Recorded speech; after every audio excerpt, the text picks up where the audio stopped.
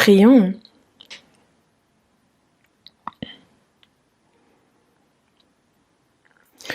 Dieu notre Père, toi qui nous aimes, toi qui es saint et miséricordieux,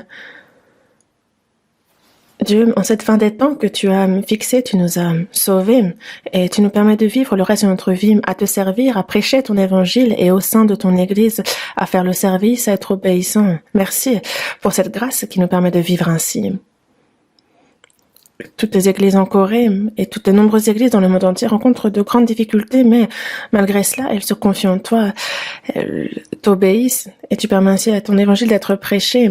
Et tu permets à de nombreuses âmes d'être sauvées et nous te remercions, Dieu, pour cette œuvre du salut que tu as accomplie. Et tes églises qui sont dans les difficultés, garde-les en toutes choses et soutiens-les de ta main miséricordieuse. À ceux qui sont dans la maladie, rétablis-les promptement, qu'ils puissent, le reste de leur vie, le passer à te servir et être précieusement utilisés dans la prédication de ton évangile. Donne-leur cette occasion. Ceux qui sont faibles, ceux qui dans leur cœur sont éprouvés, accorde ta grâce, celle qui convient à toute situation et qu'aucun d'eux ne s'égare, soutiens chacun. En ton temps, tu nous donnes la parole dont nous avons besoin. Tu nous enseignes la voie à suivre et tu nous la montres. À cette heure encore, Seigneur, il y a cette parole et ta volonté sainte que tu souhaites nous faire connaître par ta parole. Aide-nous à la connaître, à la comprendre. Et il y a ceux qui ne sont pas présents ici pour écouter ensemble, mais qui écoutent là où ils sont. Agis aussi dans leur cœur et que cette parole ne tombe pas vainement, ne retombe pas sur le sol, mais qu'elle soit plantée dans le cœur de chacun, qu'elle soit consolation, joie pour chacun, et que chacun suive et désire ta parole, que ce puisse être une grande force pour chacun pour te suivre. C'est notre prière ardente à ton égard pour eux. Et à cette heure, nous nous confions dans le Saint-Esprit afin qu'il nous guide et lui seulement, et nous avons prié au nom du Seigneur Jésus qui nous aime. Amen. Ouvrons la Bible. Épître aux Galates, chapitre 5.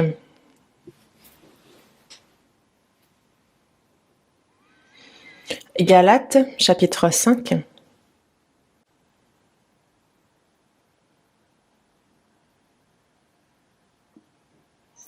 Chapitre 5, versets 22 et 23. Lisons ensemble lentement.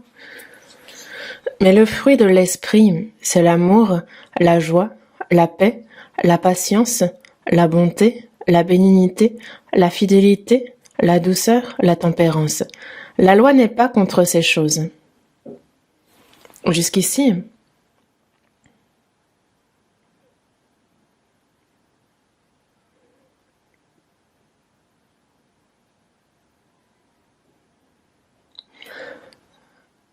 cette plaie de la Covid dure plus longtemps qu'on ne l'aurait pensé. Et cette retraite d'été, on a dû encore décaler. Mais tous ceux qui ont justement prévu d'évangéliser, sachez que c'est possible à volonté en ligne. Les sermons sont prêts, donc utilisez autant que vous voulez et évangélisez. Je pense que Dieu vous aidera. On a donc décalé d'1 mois les dates de la retraite, espérant qu'à ce moment-là, nous pourrons peut-être évangéliser plus librement. Et nous sommes ardents dans notre prière à Dieu pour qu'il nous le permette. Et cette pandémie de la Covid ne touche pas seulement la Corée, mais aussi le monde entier et les difficultés, et les églises, qui sont un peu partout, entraînant de nombreuses difficultés concernant ceux, par exemple, qui sont contaminés déjà, qui souffrent de la maladie en soi. Merci de prier pour eux. Et nous ne pouvons connaître en détail la volonté de Dieu, mais qu'il permette que cette plaie s'arrête rapidement et que nous puissions avoir l'occasion d'évangéliser plus largement. C'est notre souhait et notre prière. Et si nous avons été peut-être négligents, paresseux vis-à-vis de l'évangélisation, c'est l'occasion qu'il nous donne de pouvoir justement reprendre ça, d'évangéliser avec zèle, de vivre obéissant, et pour que nous puissions nous tenir devant lui sans être honteux à son retour. Et c'est certainement pour cela que Dieu va encore nous accorder du temps. Et aujourd'hui, on continue sur le même thème. Soyez remplis de l'esprit, ce dont je vous parle depuis un petit moment déjà, sur le fait de devoir être rempli de l'esprit. Et la raison pour laquelle je continue de vous en parler, c'est que après le salut, toute notre vie ne peut être vécue que par le Saint-Esprit, et toute personne sauvée, en fait, c'est à travers elle que le Saint-Esprit agit et que l'évangile est prêché, et que c'est le Saint-Esprit aussi qui agit dans ceux qui écoutent, qui leur fait comprendre la parole de Dieu. Et le Saint-Esprit qui est dans ceux qui sont sauvés, c'est cet esprit-là encore qui transforme la personne dans sa vie et qui lui permet désormais de vivre pour la volonté et pour la gloire de Dieu. C'est tout cela, toute cette aide que le Saint-Esprit apporte. Et parce que nous voyons combien son œuvre est grande, être guidé par le Saint-Esprit, sa puissance, est quelque chose qu'il nous faut désirer ardemment. Il nous faut vivre une vie de foi normale, mais une vie de foi normale n'est possible non pas par nos efforts, mais seulement lorsque l'on est justement pris par le Saint-Esprit. C'est seulement possible par sa puissance. Et c'est un ordre que nous avons reçu. Soyez remplis de l'Esprit, et il nous faut le vouloir. Et c'est comme toute personne qui n'est pas sauvée, l'ordre ultime qui leur est adressé est d'être sauvés. Et à ceux qui sont sauvés désormais, c'est d'être remplis de l'Esprit et pouvoir vivre pour le Seigneur. C'est un ordre absolu. Alors que nous vivons dans ce monde, il y a toutes ces petites choses. Et par exemple, ceux qui travaillent au sein d'une entreprise souhaitent que cela puisse justement bien se passer. Ils espèrent qu'ils puissent être reconnus des sphères supérieures, qu'ils puissent ainsi bien remplir les fonctions, qu'ils puissent être bien reçus grâce à ce zèle. Mais ce ne sont pas des choses qui se font toutes seules. Ils fournissent véritablement des efforts pour être reconnus par les supérieurs. Et notre vie de foi aussi, ce n'est pas... Il faut être ardent, zélé dans la prière, dans ce que nous pouvons faire, pour suivre la parole, pour y obéir. Il nous faut nous y donner nos corps et âme, comme il nous a bien dit, justement c'est lorsque nous y consacrons tout, alors que le Saint-Esprit accomplit son œuvre. Dans le cas contraire, même si l'on est sauvé, il y a le Saint-Esprit dans cette personne, mais c'est encore la chair, cette ancienne nature que la personne va suivre au cours de sa vie. Elle n'aura pas d'autre choix. Et il nous a dit, marchez selon l'Esprit, et vous n'accomplirez pas les désirs de la chair. Lorsque l'on marche selon l'Esprit, alors on en vient à ne pas accomplir les désirs de la chair. Et nous pouvons donc vivre une vie qui est agréable aux yeux de Dieu. Et c'est pour cela que il faut que l'on porte le fruit de l'Esprit. Il est bien dit, si vous portez beaucoup de fruits, c'est ainsi que mon Père sera glorifié.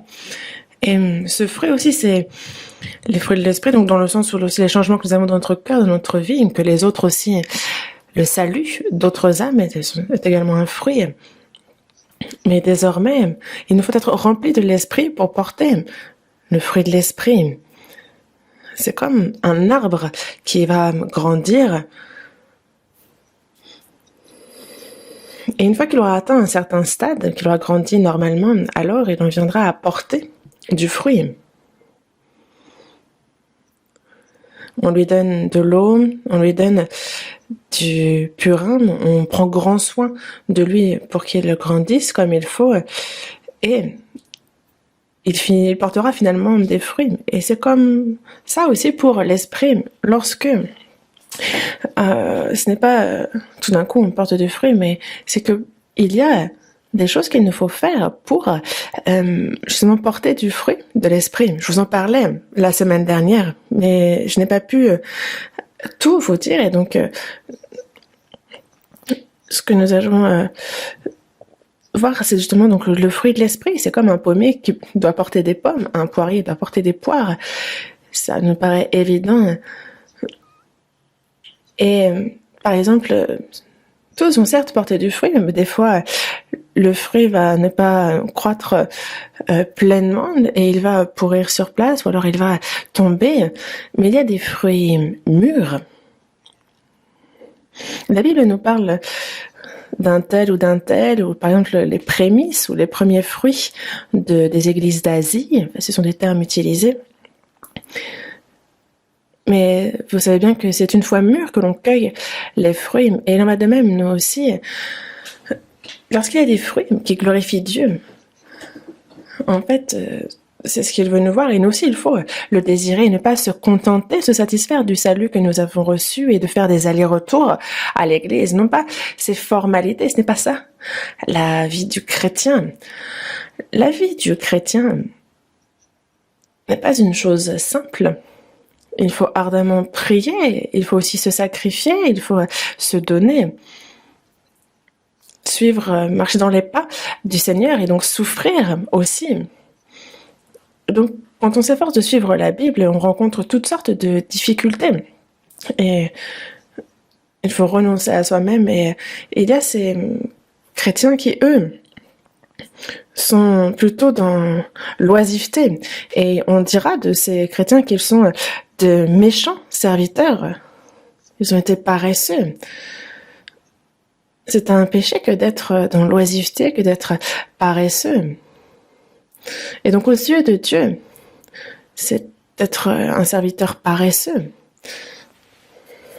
On donne une mine et il y en a une personne qui va en gagner 10, une autre 5, l'autre va vraiment la cacher, l'enterrer.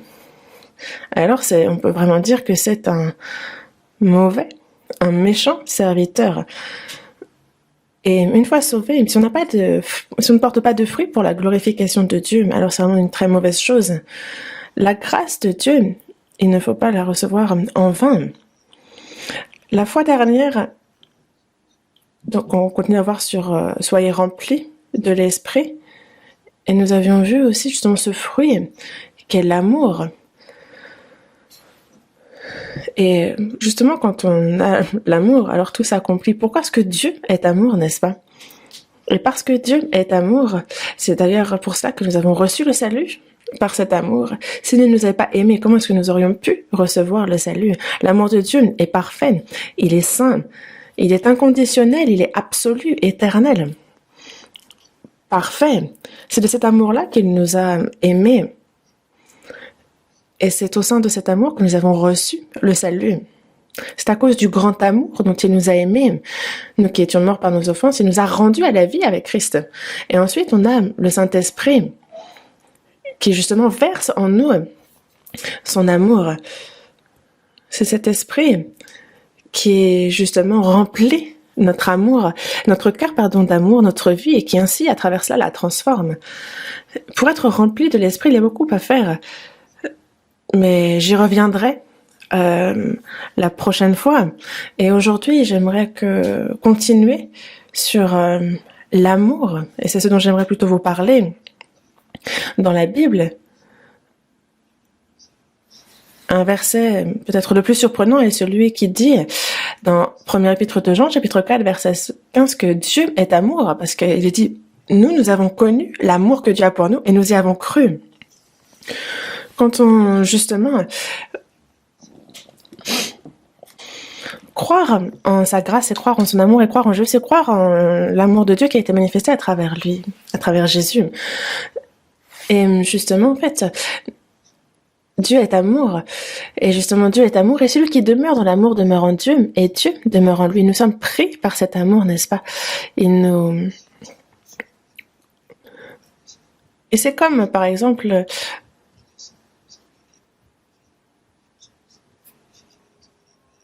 la vie de foi, vraiment, on se laisse emporter par cet amour. Et sans vivre emporté justement par l'esprit, mais plutôt emporté par la chair. Alors, cet amour de Dieu, en fait, on peut dire que l'on va à contre-courant, que ce serait aller contre. La première épître aux Thessaloniciens, chapitre 1, verset 4, on voit l'apôtre Paul qui s'adresse aux saints de Thessalonique et qui dit que nous savons, frères bien-aimés de Dieu, que vous avez été élus.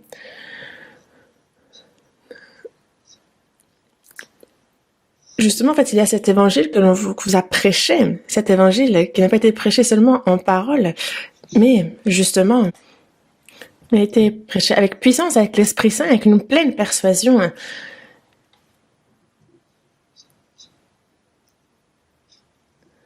Et c'est pour ça qu'il dit, nous savons, frères bien-aimés, que vous avez été élus. Et on voit que c'est Dieu.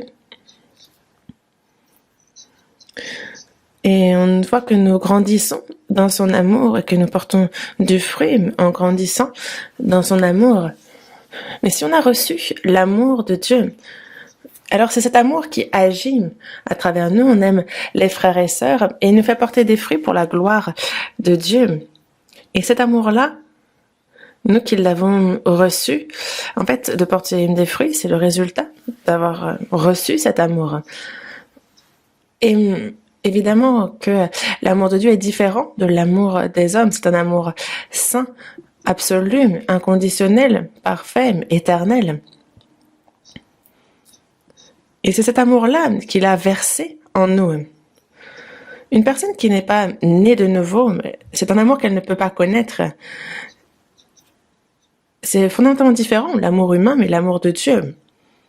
Et c'est pour cela que nous voyons dans la première épître de Jean, chapitre 4,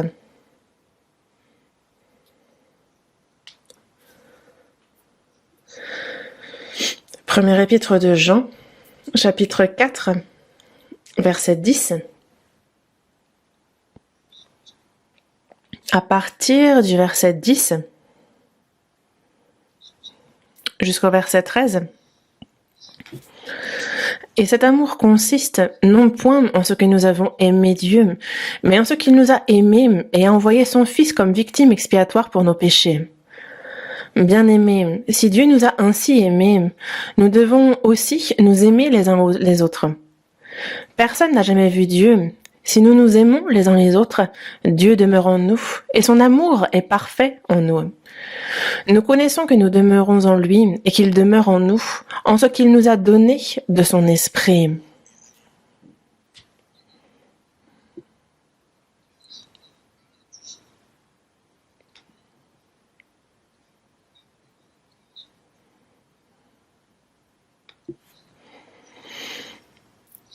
La première épître de Jean est donc écrite par l'apôtre Jean, et dans la Bible, il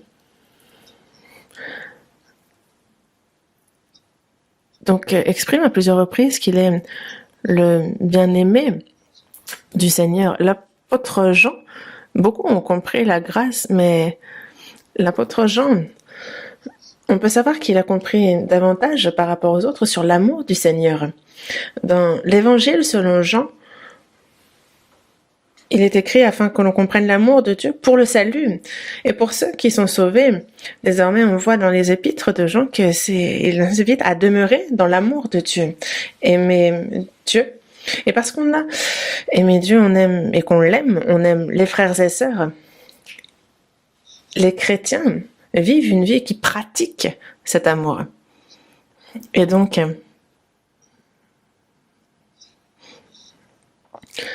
cet amour consiste, il explique, il définit ici l'amour, non point en ce que nous avons aimé Dieu. Le pécheur n'est pas même en droit d'aimer Dieu et ne le peut pas non plus. Lorsque nous étions justement dans nos iniquités, lorsque nous tournions le doigt de Dieu, lorsque nous étions ennemis, lorsque nous le rejetions, c'est à ce moment-là qu'il nous a aimés. Il nous a aimés et il a envoyé son Fils comme victime expiatoire pour nos péchés. Il ne s'est pas contenté de paroles, mais il a envoyé son Fils comme victime expiatoire pour nos péchés, afin justement de rétablir la connexion, de nous réconcilier avec lui. Il a envoyé son Fils. Et comment aurions-nous pu recevoir le salut sans l'amour de Dieu? Il nous dit ici, bien-aimé, si Dieu nous a ainsi aimés. Il s'adresse ici à ceux qu'il a aimés. Si Dieu nous a ainsi aimés, nous devons aussi nous aimer les uns les autres. Nous devons, c'est donc une évidence, c'est quelque chose qu'il nous faut faire. Dieu manifeste concrètement qui il est. On l'a vu envoyer son Fils unique comme victime expiatoire. Et il n'y a pas de plus grande preuve d'amour, il n'y a pas d'autre explication nécessaire. Il a envoyé son Fils comme victime expiatoire pour nos péchés, afin de nous sauver. Dans Romains chapitre 8, verset 32, il a bien dit ne pas avoir épargné son propre Fils, mais l'avoir livré pour nous tous. C'est son propre Fils, son unique, qu'il a livré pour nous, il ne l'a pas épargné pour notre salut. Donc lui nous a ainsi aimés, nous devons aussi nous aimer les uns les autres. Nous qui avons revêtu de l'amour de Dieu, nous devons aimer les autres, et parce que nous aimons Dieu, alors nous aimons aussi ceux qui aiment Dieu. S'aimer les uns les autres, c'est ce que nous devons faire. Les uns les autres, c'est que les saints qui sont nés de nouveau, premièrement, donc c'est entre eux, il y a entre les saints. Dans Jean, chapitre 13, verset 34, il y a un nouveau commandement que le Seigneur nous donne. Aimez-vous les uns les autres. Comme je vous ai aimé, vous aussi, aimez-vous les uns les autres. Les 10 commandements sont donc les vieux commandements adressés au peuple d'Israël. Lorsque le peuple d'Israël a donc quitté l'Égypte, c'est physiquement que ce peuple quitta l'Égypte. Mais ce n'est pas parce qu'ils ont quitté l'Égypte que leur âme a été sauvée. Non. Il leur a été donné les 10 commandements et désormais, ils ont certes été sauvés physiquement, mais c'est que désormais ils doivent aimer le Seigneur. Et comme vous le savez, en fait, ils ont donc ces 2 tables des lois. Et il est bien dit, justement, tu aimeras le Seigneur, ton Dieu, de tout ton cœur, de toute ton âme, de toute ta pensée et de toute ta force.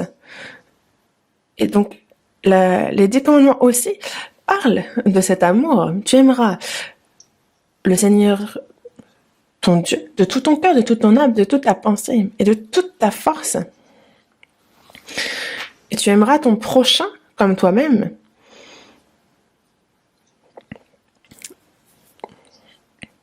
Aimer premièrement Dieu, le Seigneur, et ce, de tout son cœur, de toute son âme, de toute sa pensée et de toute sa force. Et une personne qui peut vivre ainsi, dans l'Ancien Testament, en fait, il n'y a personne qui puisse le faire s'il n'a pas compris l'amour de Dieu.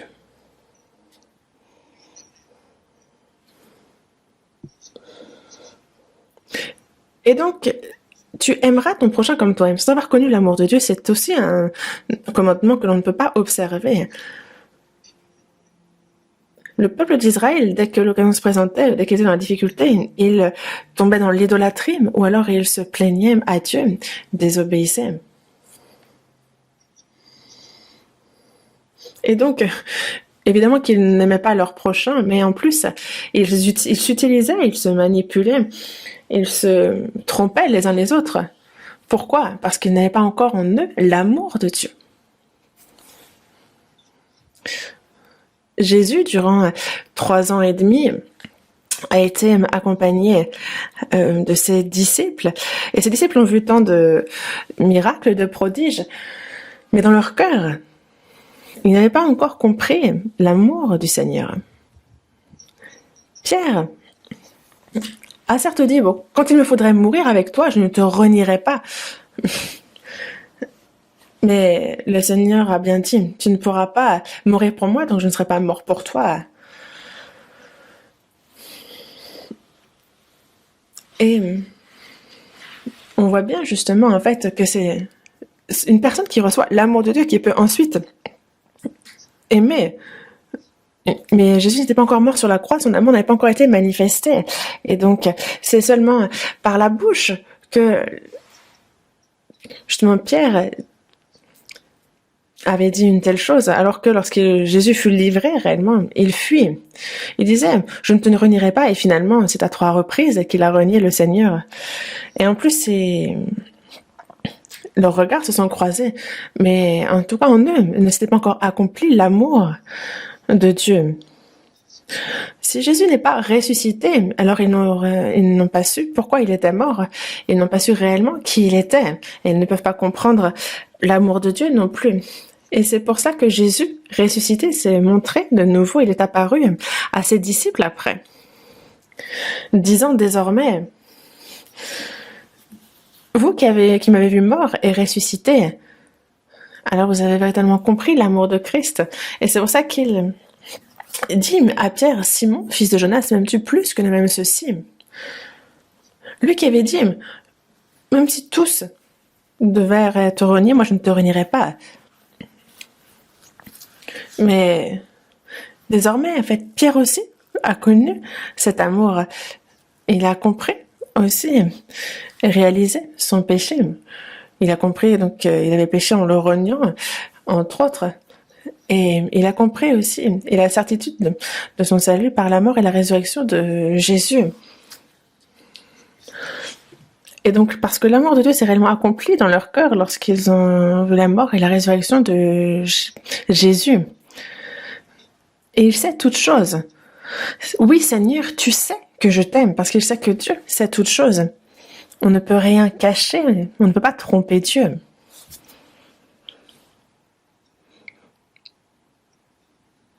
Et nous aussi. Et dans le reste de sa vie, Pierre n'a pas seulement vécu pour le Seigneur, mais il a prêché l'évangile.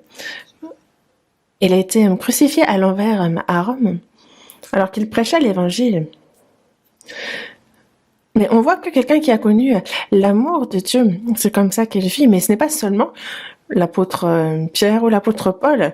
L'apôtre Paul, dans la seconde épître aux Corinthiens, chapitre 5, dit bien que l'amour de Christ nous presse. C'est vraiment car un est mort pour tous. Est mort pour tous. Il est mort pour un pécheur comme moi, à ma place. Et c'est pour ça que cet amour nous presse. Nous sommes devenus esclaves de l'amour. Et désormais, nous qui avons revêtu cet amour,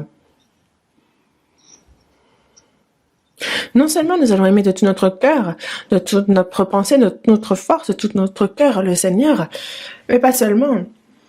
Il y a un nouveau commandement qui nous a été donné. Il dit, tu aimeras le Seigneur ton Dieu de tout ton cœur, de toute ton âme, de toute ta pensée, de toutes tes forces. Donc c'est un peu comme être mort, c'est vraiment donner sa vie, aimer à mourir, comme on dit.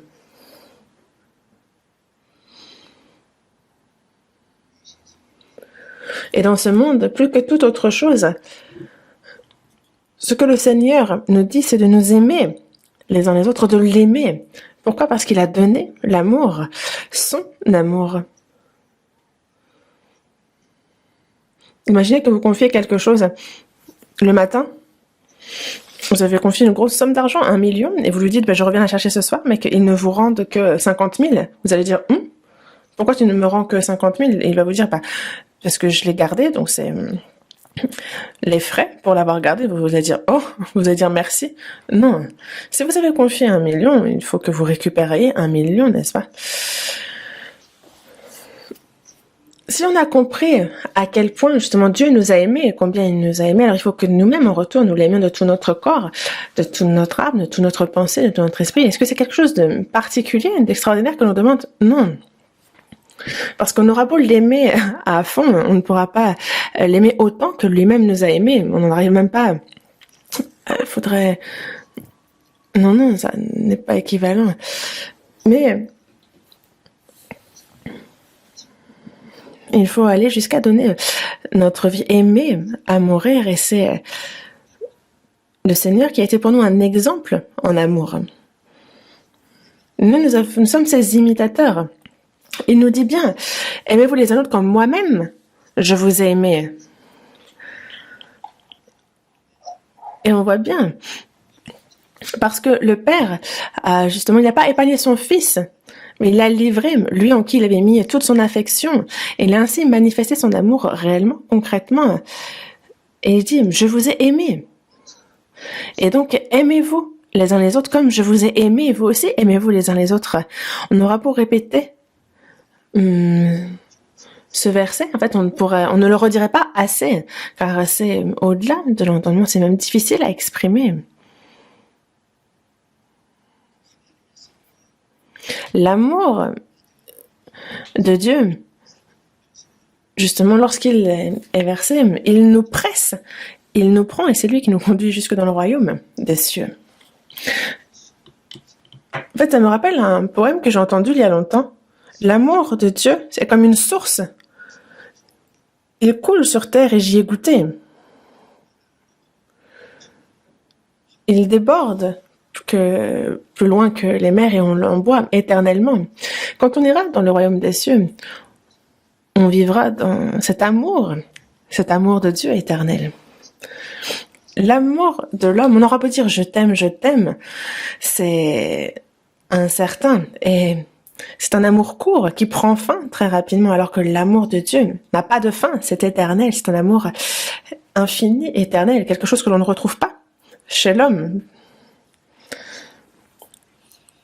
Lui, qui nous a ainsi aimés, et donc il convient, nous aussi, que nous l'aimions. Parce que Dieu nous a ainsi aimés, donc nous devons aussi nous aimer les uns les autres. C'est ce que nous devons faire, sinon ce n'est pas normal. Les apôtres ont vécu ainsi, et les saints des premières églises ont vécu comme ça. C'est comme ça qu'il faut vivre, que nous devons vivre. L'évangile est prêché, et il y a de nombreux chrétiens qui ont vécu ainsi. Mais quand on regarde les chrétiens de nos jours, ils aiment, mais on se rend compte que c'est un amour auquel il manque beaucoup de choses. Il nous faut aimer comme le Seigneur nous a aimés.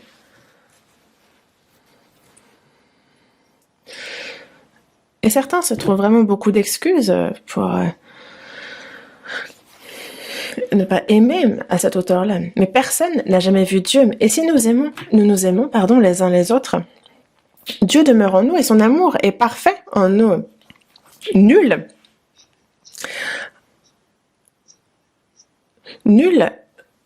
personne n'a jamais vu Dieu. Personne n'a jamais vu Dieu, vraiment. Jésus a bien dit que celui qui m'a vu a vu le Père. Et Jésus donc s'est manifesté, c'est Dieu qui s'est manifesté momentanément, mais ce n'est pas Dieu lui-même que l'on voit. Quand nous irons dans le royaume des cieux, alors nous verrons et vivrons face à face avec Dieu. Ici, l'apôtre Jean dit « Personne n'a jamais vu Dieu ». Et si nous nous aimons les uns les autres, Dieu demeure en nous. Où est l'amour de Dieu? Il est là, au cœur de ceux qui s'aiment les uns les autres. Quand on s'aime les uns les autres, nous sauvés. Comme je vous ai aimé, vous aussi, aimez-vous les uns les autres. Si vous vous aimez les uns les autres, à ceci, tous connaîtront que vous êtes mes disciples. Et seulement si vous avez de l'amour les uns pour les autres, les gens voient et se disent « Oh, eux, et ce sont vraiment des enfants de Christ, ce sont vraiment des disciples de Christ. » Si on se voit.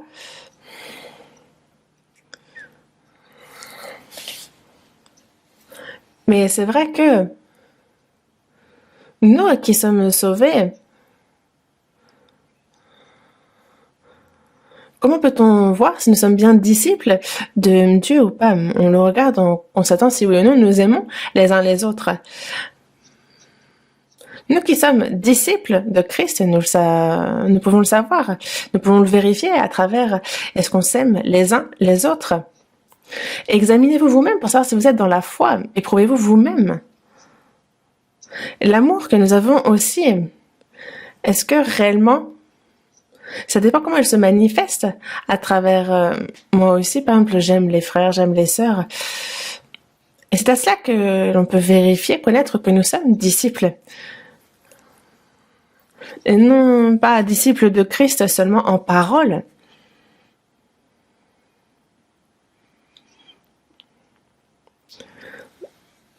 Désormais, l'amour humain, l'amour de Dieu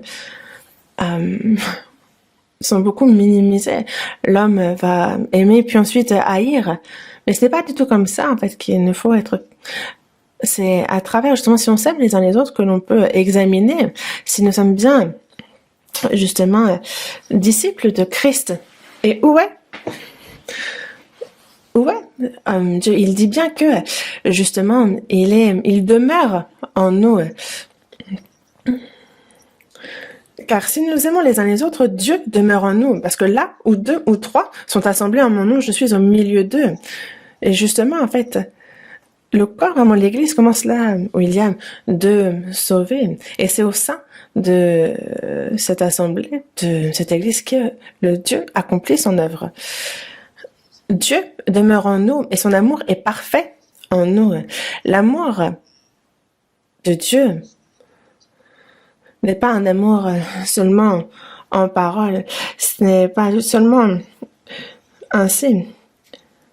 Mais en fait, on le voit justement que c'est en nous qu'il accomplit cet amour, qu'il le rend parfait. Lui qui est invisible, justement, il le manifeste parfaitement en nous. Et justement, on voit 2 personnes qui discutent, elles commencent à s'apprécier et confessent ensuite leur amour.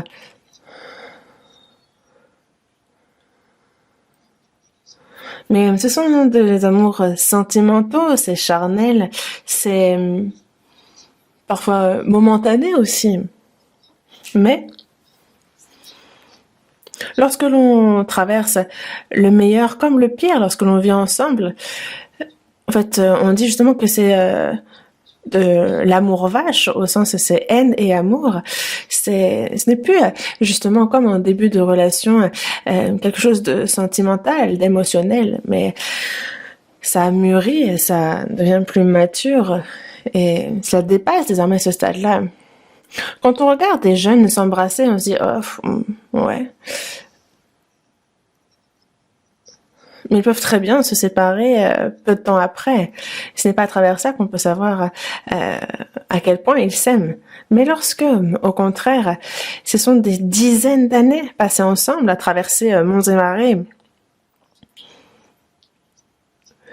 et à souffrir ensemble, à élever ensemble les enfants, et une fois que désormais les enfants ont quitté le nid, ils se retrouvent 2. C'était quand on va aux États-Unis ou en Europe, dans les parcs, on voit ce genre de scène. Justement, on voit un grand-père et une grand-mère assis sur un banc dans un parc et qui discutent. J'ai envie de comprendre ce qu'ils se disent.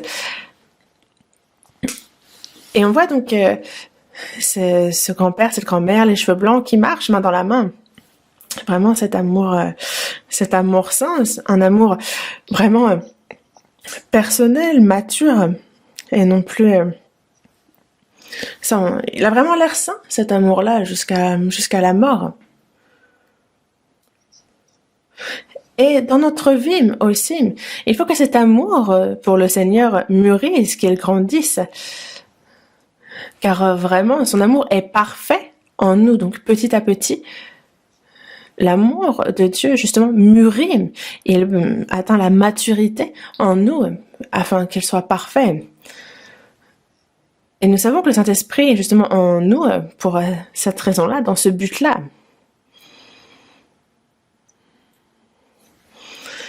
Dans le verset 13, Nous connaissons que nous demeurons en lui et qu'il demeure en nous, en ce qu'il nous a donné de son esprit. C'est le Saint-Esprit qui nous fait connaître l'amour de Dieu. C'est le Saint-Esprit qui nous fait nous aimer les uns les autres. Et celui qui fait que son amour qui est en nous devient parfait, c'est aussi le Saint-Esprit. Et c'est pour ça que le Saint-Esprit, il demeure en nous. Et justement, le fait que nous connaissons aussi les frères et sœurs, que nous puissions nous aimer les uns les autres dans notre vie, c'est vraiment à travers notre amour pour les frères et sœurs, comment nous sommes les uns les autres, que l'on peut aussi examiner si on est disciple ou pas. Et donc, on se rend compte de combien précieux est cet amour. Premier épître de Jean, chapitre 4, verset 19. Pour nous, nous l'aimons parce qu'il nous a aimés le premier. Si quelqu'un dit « j'aime Dieu » et qu'il haït son frère, c'est un menteur.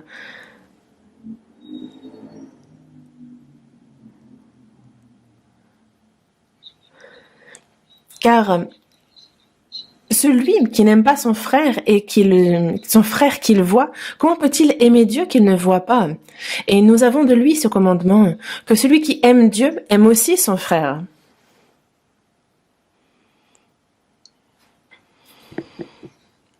Nous aimons le Seigneur parce qu'il nous a aimés le premier. Jésus m'a aimé et moi aussi je l'aime en retour. L'amour m'a amené à sa croix, il est mon rédempteur. Il m'a aimé et je l'ai aimé en retour. Il a donné sa vie pour moi et moi-même. Je peux donner ma vie par amour pour lui. C'est ce que nous devons faire, c'est évident.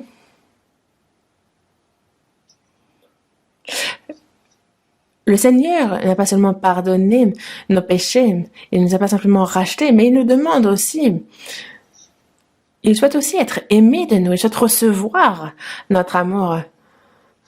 C'est assez malheureux que de donner cet amour et de ne pas en recevoir. Et c'est un malheur aussi que de recevoir sans donner. En fait, l'amour, ça s'échange, ça se donne, et c'est ainsi qu'il mûrit, que l'on grandit dans l'amour. Et il en va de même pour l'amour aussi. Un amour personnel.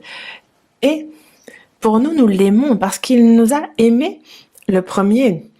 Parce qu'il nous a aimés, nous l'aimons et nous pouvons aimer les frères et sœurs. Si quelqu'un dit « j'aime Dieu » et qu'il haïsse son frère, c'est un menteur. Dire aimer Dieu et haïr son frère, alors dire que l'on aime Dieu est un mensonge. Car l'amour de Dieu n'est pas seulement en parole, parce que Dieu, regardez, il a été jusqu'à donner son Fils unique, jusqu'à le faire mourir. Par sa mort, par sa résurrection, Dieu a véritablement manifesté son amour. Et désormais, justement,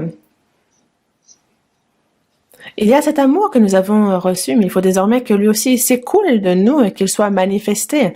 Car c'est comme une source, comme un fleuve qui coule en nous. Et s'il coule en nous, alors il faut que, justement, il ressorte. Car sinon, c'est simplement des paroles. Cet amour est juste accroché à la bouche.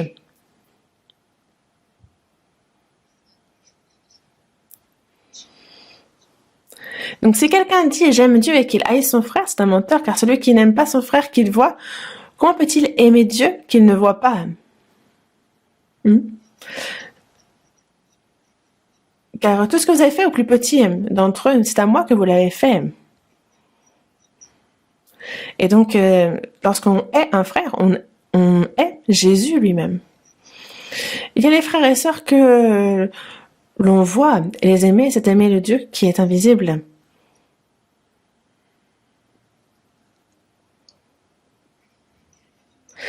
Et justement, nous avons reçu de lui ce commandement. Il nous dit C'est bien du Seigneur que nous l'avons reçu. Si nous aimons Dieu, alors Dieu aussi. Celui qui aime Dieu aime aussi son frère.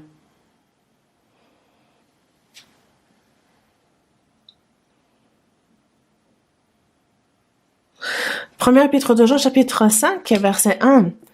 Quiconque croit que Jésus est le Christ est né de Dieu, et quiconque aime celui qui l'a engendré aime aussi celui qui est né de lui.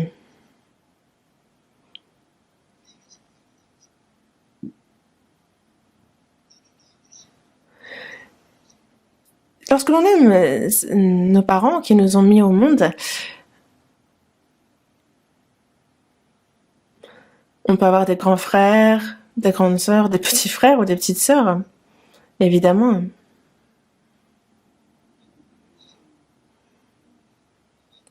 Et par exemple, lorsque les parents voient leurs enfants se disputer les uns les autres, ça déchire le cœur des parents. Ce n'est pas des choses que les parents apprécient de voir.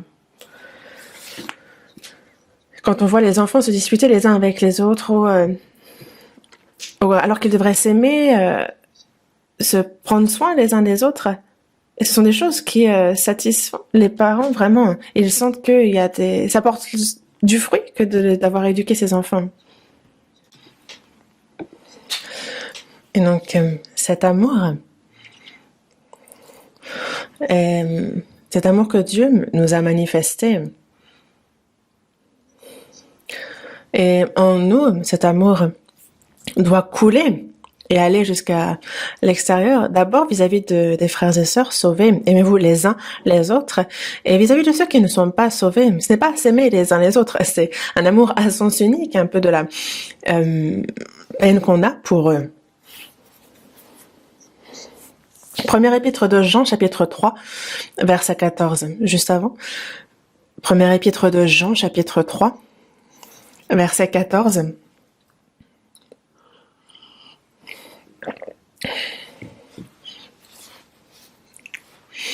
Premier épître de Jean, chapitre 3, verset 14. Nous savons que nous sommes passés de la mort à la vie parce que nous aimons les frères. Celui qui n'aime pas demeure dans la mort.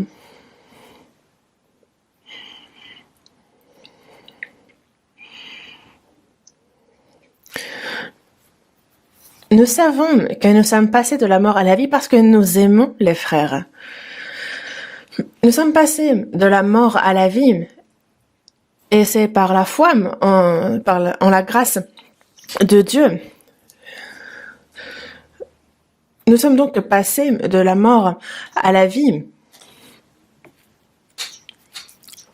Nous qui étions pécheurs et qui devions aller en enfer, nous sommes devenus enfants de Dieu. Le fait d'être devenu enfants de Dieu, quand on est la preuve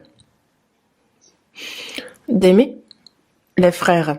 Aimer les frères montre que nous sommes passés de la mort à la vie. Nous savons que nous sommes passés de la mort à la vie parce que nous aimons les frères. C'est une preuve. Dire être sauvé mais ne pas aimer les frères,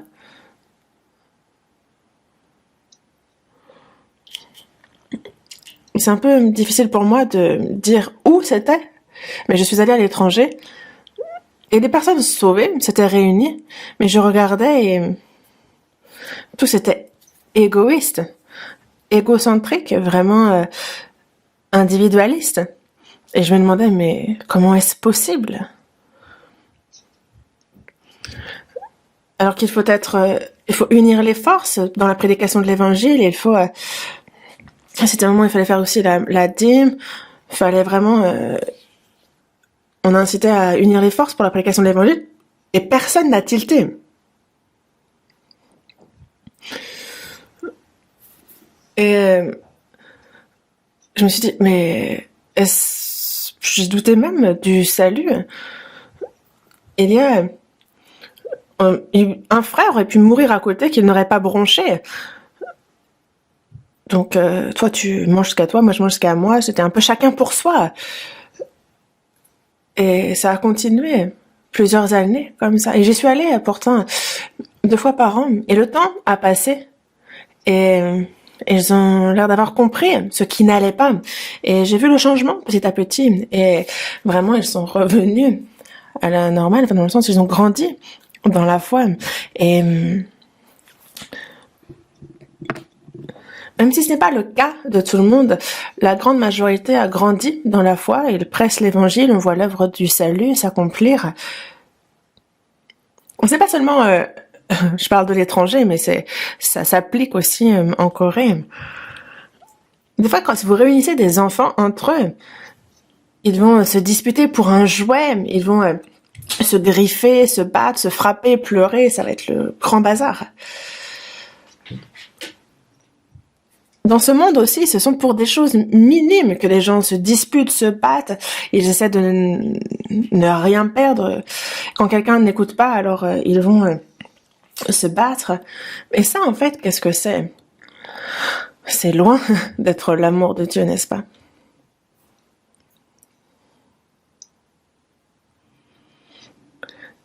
C'est pour ça que nous savons que nous sommes passés de la mort à la vie parce que nous aimons les frères. Et c'est une parole sévère,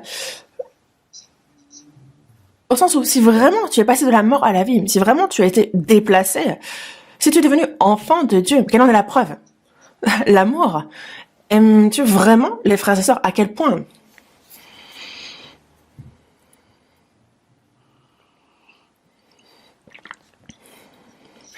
Premier épître de Jean, chapitre 3. Premier épître de Jean, chapitre 3, verset 16.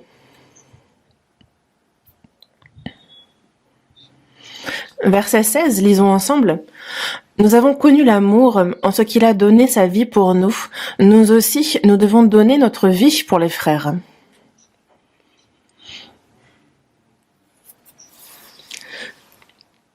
Le Seigneur a donné sa vie pour nous.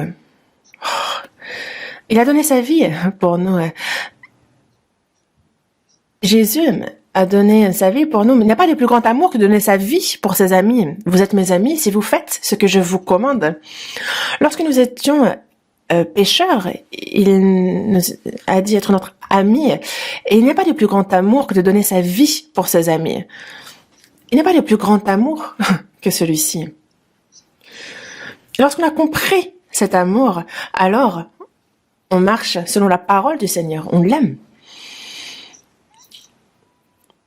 En ce qu'il a donné sa vie pour nous, nous aussi, nous devons donner notre vie pour les frères, car il s'est sacrifié, il a donné sa vie pour le salut de notre âme. Et ça, on l'a compris, ça, on y a cru. Véritablement. Et nous aussi, nous devons donner notre vie pour les frères. Le Seigneur nous a aimés, et s'il nous a tant aimés, alors nous devons, nous aussi, donner notre vie. Parce que le Seigneur lui-même a donné sa vie, nous aussi, il nous faut la donner. Sacrifier mon temps pour eux, sacrifier ma liberté, mes biens, me faire des efforts.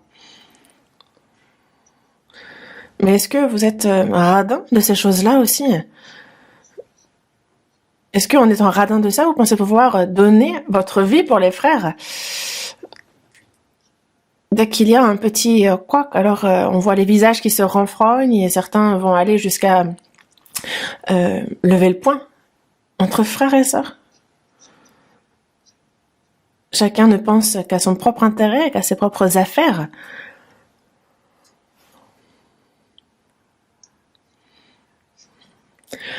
Nous aussi, nous devons donner notre vie pour les frères.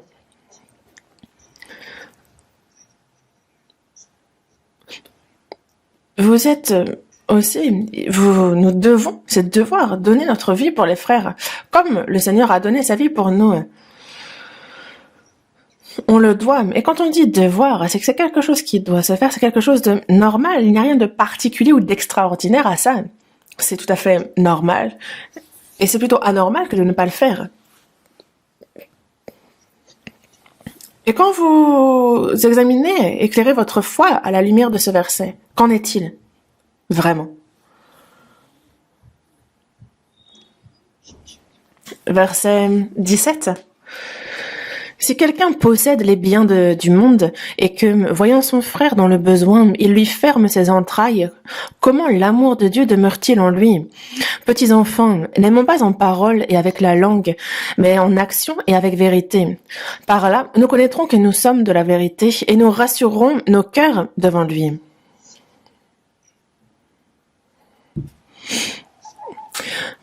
Ces versets sont des versets qui résonnent dans notre cœur, n'est-ce pas? Si quelqu'un possède les biens du monde et que, voyant son frère dans le besoin, lui ferme ses entrailles, s'il lui ferme son cœur, s'il ne l'aide pas, avec les biens de ce monde, il voit justement la misère de son frère, mais qu'en plus il ferme son cœur, il ne veut pas l'aider. Aider les frères, ce n'est pas seulement parce que quand moi je suis dans l'abondance ou lorsque je peux. Il arrive parfois que de peu, on est plus qu'un frère, qu'une sœur, qu'on puisse davantage aider. Les saints de Thessalonique, après avoir compris l'amour de Dieu, dans la seconde épître aux Corinthiens, on voit que donc il y a les saints de Macédoine, et après qu'ils aient compris la grâce de Dieu, son amour, en fait, c'est au milieu de beaucoup de tribulations, en fait, qu'ils ont été éprouvés. Mais leur joie débordante et leur pauvreté profonde ont produit avec abondance de riches libéralités de leur part. Ils étaient dans une profonde pauvreté, et ils ont pourtant, avec abondance, aidé les saints de Jérusalem. Leur joie débordante et leur pauvreté profonde ont produit avec abondance de riches libéralités de leur part pour les saints de Jérusalem.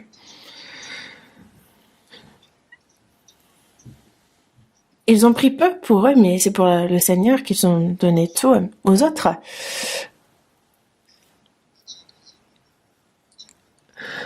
Si on est prêt à donner sa vie, alors on peut bien donner ses biens. Est-ce que vous ne pouvez pas?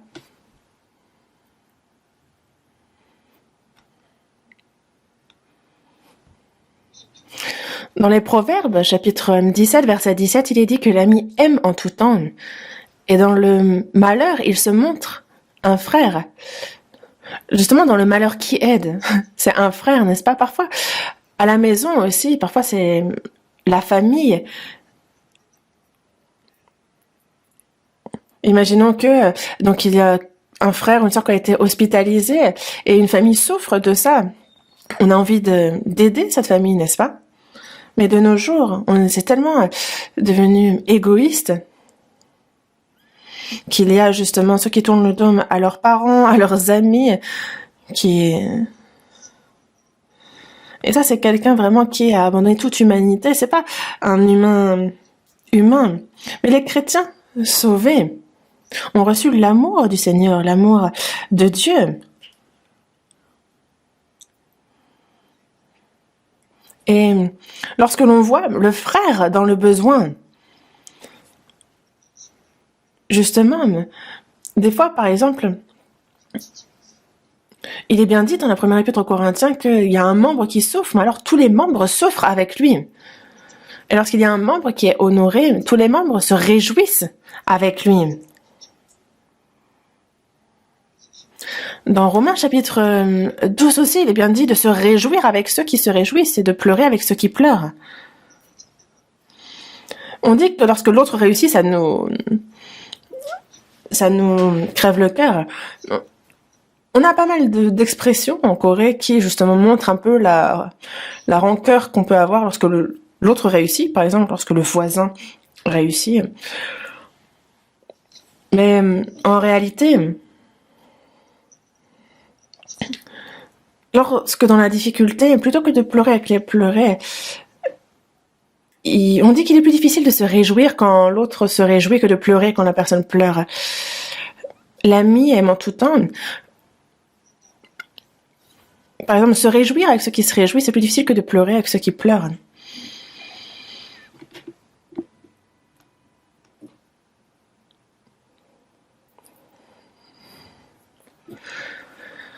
Et nous, avec les frères, c'est ensemble qu'on traverse vents et marées.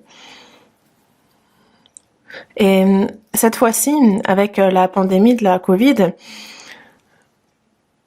tout le monde a été restreint, que ce soit aussi au niveau des difficultés financières ou autres. Et toutes nos églises, nombreuses dans le monde entier, aussi, on est dans plus de 70 pays. On en est à peu près à plus de 850 églises.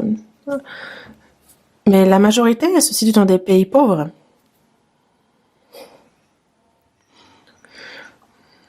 Et avec la pandémie de la Covid, tous rencontrent des difficultés dans la vie. Parfois, c'est aussi la nourriture qui pose problème. Et on s'était dit, allez, on bouge et on aide les églises à l'étranger.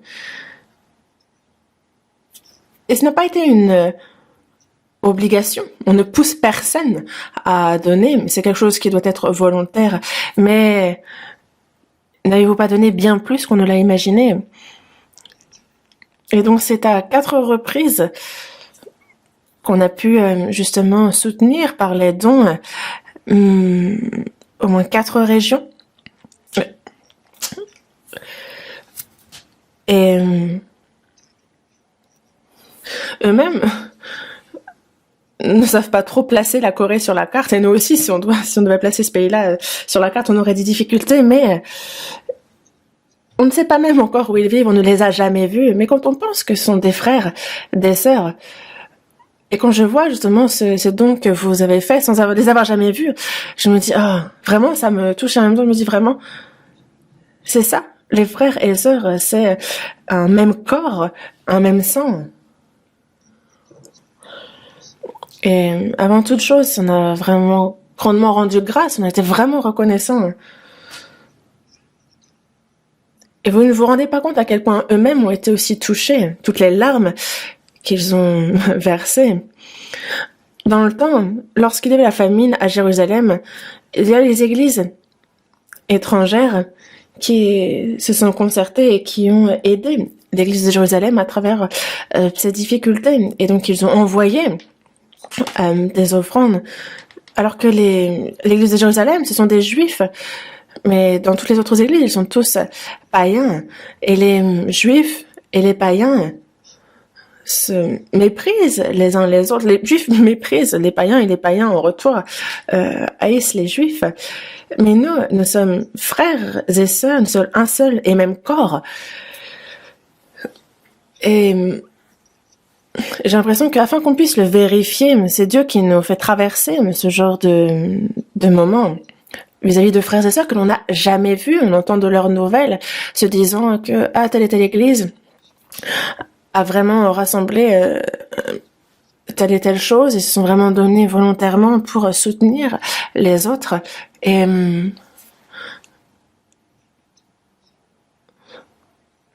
l'église de Jérusalem a pu se rendre compte de combien ils étaient un corps, d'un seul sang, et combien justement les saints à l'étranger étaient combien précieux aussi.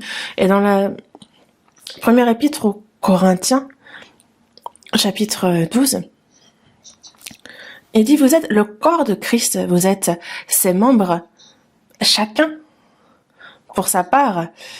Et donc on se réjouit ensemble, on traverse les difficultés ensemble, on souffre ensemble. Vous êtes le corps de Christ, vous êtes ses membres, chacun pour sa part. Le Seigneur, c'est le chef, la tête. Et nous, que l'on soit justement païen, que l'on soit juif, que l'on soit grec, on est devenus un en Christ. En Israël, il y a les rabbins. Et certains ont écrit, il y avait donc une personne qui a mis au monde un enfant disant qu'il y avait un corps et 2 têtes. La question étant, est-ce 2 personnes ou une seule et même personne? Et le rabbi disait, mettez de l'eau bouillante sur les pieds. Alors, Il y a deux têtes. S'il y a une qui fait ah et l'autre qui fait hi, alors c'est que ce sont deux personnes différentes. Mais si tous les deux disent ah, ça brûle, alors c'est une seule et même personne.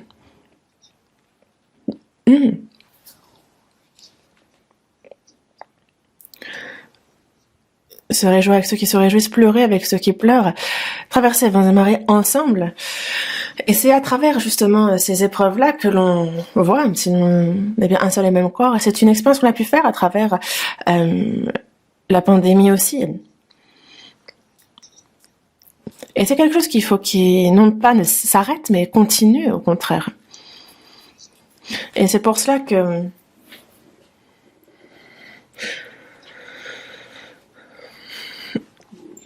si quelqu'un possède les biens du monde et que voyant son frère dans le besoin, il lui ferme ses entrailles, comme l'amour de Dieu demeure-t-il en lui. Nous avons, nous, la convoitise, nous avons ces désirs qui bloquent, qui vraiment nous ferment nos entrailles, qui ferment notre cœur. C'est vraiment la chair qui fait ça. Parce que vraiment, en fait,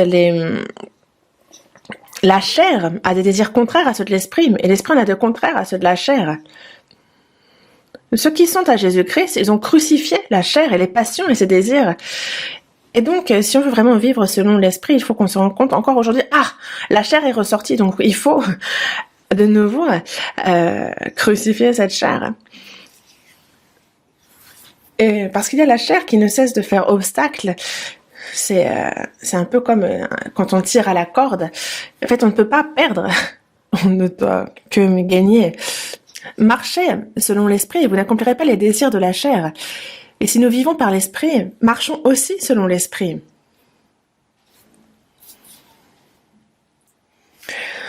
Voyons dans le verset 18, premier épître de Jean, chapitre 3, verset 18.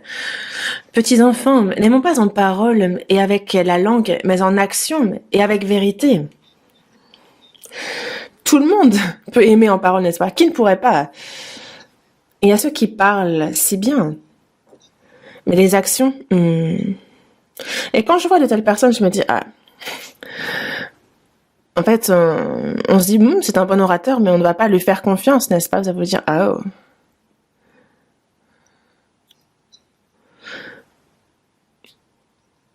Il faut certes bien parler, mais surtout que les actions coïncident. Des fois, on écoute des témoignages, on peut se dire, tel frère, telle sœur, waouh, comment on peut avoir une telle foi? Mais après, on regarde la vie de cette personne, des fois on se rend compte que, ça ne coïncide pas. En fait, c'est complètement différent du témoignage qui a été donné. Donc ce témoignage devient mensonge.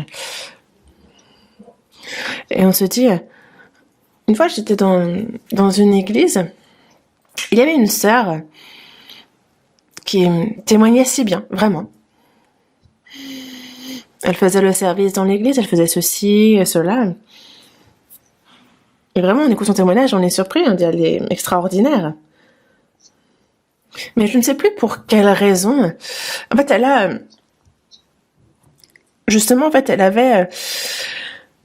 avait un terrain qu'elle devait justement vendre.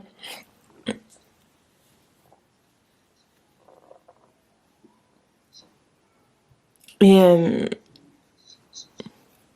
en fait, justement, elle avait un terrain qu'elle voulait s'approprier. Elle a demandé aux frères et sœurs, elle a demandé plein d'argent à tout le monde. Elle l'a finalement acheté, puis elle a disparu. En fait, c'était une arnaqueuse. Je parle peut-être d'extrême, sans parler d'en arriver là. Mais par exemple, que ce soit dans la prière, que ce soit dans les témoignages, on peut avoir l'impression que cette personne, si on a une qui aime le Seigneur, c'est cette personne-là. Mais il y a ce cantique qui dit « J'aime le Seigneur, je l'aime toujours plus ».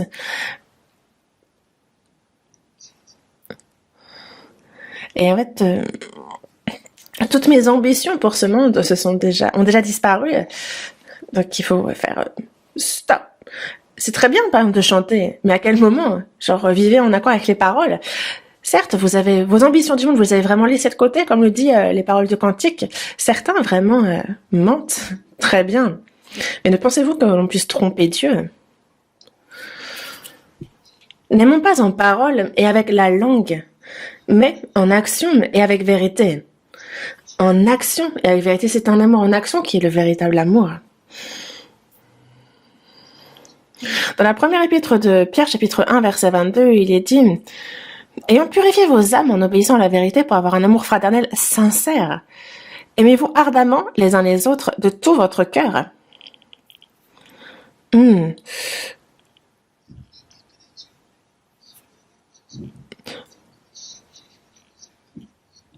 Ayant purifié vos âmes en obéissant à la vérité pour avoir un amour fraternel sincère.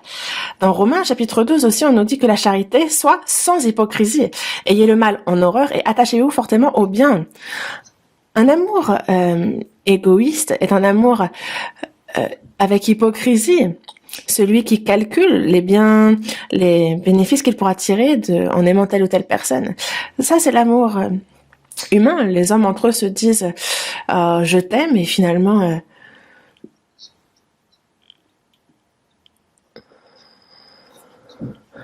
après soyez compréhensifs. Après c'est juste en fait quand on va aux États-Unis on entend beaucoup I love you, I love you, I love you, you love me. Enfin l'amour dégouline un peu partout, mais peu de temps après ils se séparent. Et c'est quoi cet amour? Ce n'est que mensonge. Un amour qui reste accroché aux lèvres. L'amour, c'est partager une même destinée, quoi qu'il arrive, les hauts, les bas, tout vivre ensemble. Une fois, j'ai vu à la télé, il y avait un époux dont la femme était malade et ne pouvait même pas bouger. Elle était juste allongée, ne pouvait pas se lever. Et lui, donc, il la portait, l'emmenait un peu partout et il la lavait, la nourrissait. Et justement, on la portait pour lui faire visiter telle ou telle chose. Et donc elle a dit non, mais je ne l'abandonnerai pas jusqu'à ma mort. C'est un amour éternel. Mais même parmi les hommes, certains s'aiment de cette manière. Parfois, dans une maison, ces fois c'est le mari qui est malade et ne peut rien faire. Et on voit la femme dévouée vis-à-vis de son mari. Certains, justement, en fait, abandonnent leur compagnon s'il est malade et vont se mettre avec quelqu'un d'autre.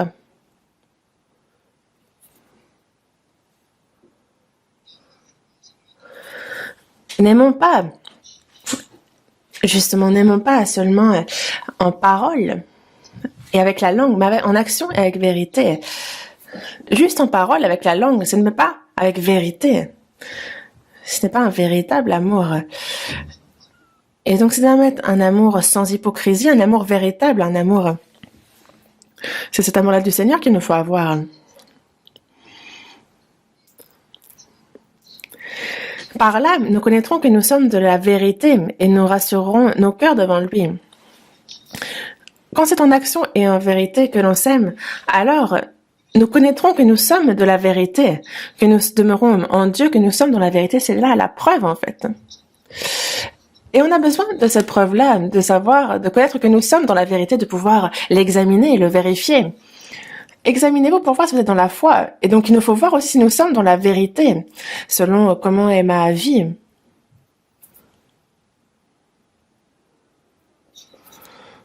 Par là, nous connaîtrons que nous sommes de la vérité et nous rassurerons nos cœurs devant lui. Alors, nous ne sommes pas honteux devant le Seigneur, n'est-ce pas? Nous pouvons nous tenir avec assurance devant lui. Quel que soit le moment qu'il revienne, on ne sera pas honteux.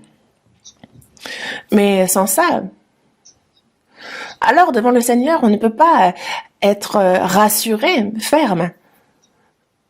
On ne peut pas vivre une vie honteuse devant lui. Il faut que l'on puisse se tenir fièrement. On ne sait pas à quel moment le Seigneur va revenir, mais il faut que nous puissions nous tenir devant lui sans être honteux.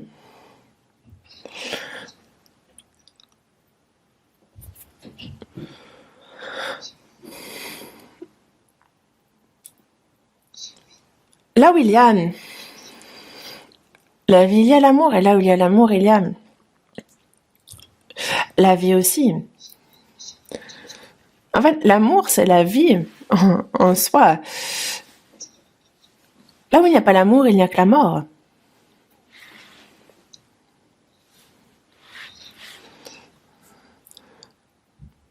justement, la foi agit dans l'amour. Dans Galates, chapitre 5, et il dit que ni la circoncision ni l'incirconcision n'a de valeur, mais la foi qui est agissante par la charité. La foi qui est agissante par la charité. Ceux qui sont sauvés ont Christ en eux qui agit. Il agit à travers l'amour. Dans Galates, chapitre 5, verset 13, il est dit « Frères, vous avez été appelés à la liberté. Seulement, ne faites pas de cette liberté un prétexte de vivre selon la chair, mais rendez-vous par la charité, serviteurs les uns des autres. » Donc, vous êtes certes libres, mais ne pas faire de cette liberté en fait un prétexte pour vivre selon la chair. On a été libérés de la loi du péché. Nous sommes libres. Mais ce n'est pas une liberté pour que l'on vive comme bon nous semble. Désormais, nous sommes serviteurs du Seigneur, et même entre frères et sœurs. Nous sommes serviteurs du Seigneur, mais nous sommes serviteurs les uns des autres avec les frères et sœurs, serviteurs dans le sens où on se sert. Et le Seigneur l'a bien dit, il a dit ne pas être venu pour être servi, mais pour servir et pour donner sa vie comme la rançon de plusieurs. Et tel un serviteur, il a lavé les pieds de ses disciples, il est venu pour servir.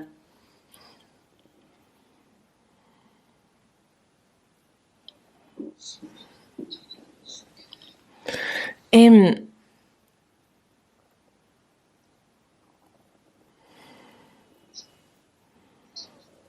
c'est à travers ceux qui servent les uns les autres que le Seigneur agit, celui qui sert. Et même les prédicateurs, est-ce que parce qu'ils sont prédicateurs, ils doivent être servis? Est-ce qu'ils ont le droit d'être servis? Non, mais Jésus a bien dit ne pas être venu pour être servi, mais il est venu pour donner sa vie, comme la rançon de plusieurs. Il a même lavé les pieds de Judas Iscariote, sachant pourtant qu'il le livrerait, qu'il le trahirait.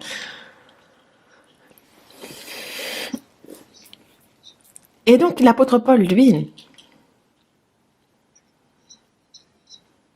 il a dit « Bien que je sois libre à l'égard de tous, je me suis rendu le serviteur de tous afin de gagner le plus grand nombre. » C'est pour le salut des autres âmes que nous sommes rendus serviteurs de tous, que nous servons les frères et sœurs. Si quelqu'un parmi vous veut être le premier, qu'il serve les autres, qu'il soit serviteur des autres. Et c'est la méthode instaurée par Dieu, par le Seigneur. Donc, qu'est-ce que vous y retrouvez à dire?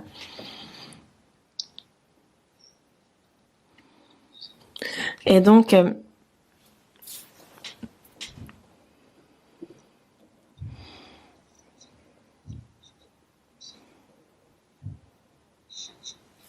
c'est donc un amour qu'il nous faut pratiquer. Dieu, dans la première épître aux Corinthiens, chapitre 8, verset 3, il dit que si quelqu'un aime Dieu, celui-là est connu de lui. Et combien est-ce que nous aimons Dieu? Combien est-ce que nous aimons les frères et sœurs? Le Seigneur regarde ça.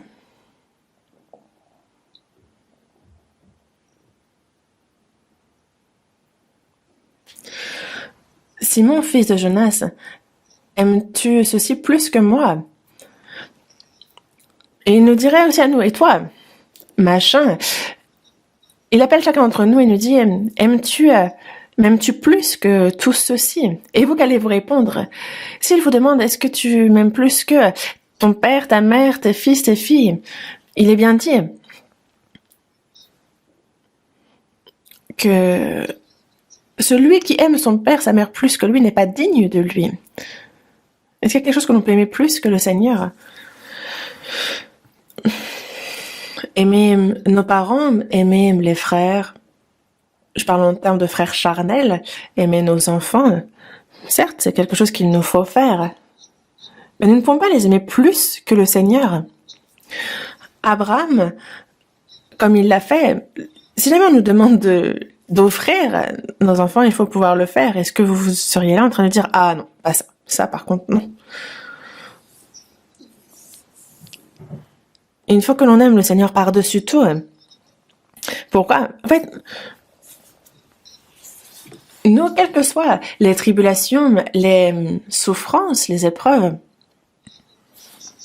nous pouvons les vaincre si nous aimons le Seigneur par-dessus tout. Qui nous séparera de l'amour de Christ? Sera-ce la tribulation, l'angoisse, la persécution ou la faim, la nullité ou l'épée, ou pire, le péril ou l'épée? Il nous le dit en Romains, chapitre 8, qui nous séparera de l'amour de Christ? La tribulation, l'angoisse, la persécution, la faim, la nuit, ou le péril ou l'épée?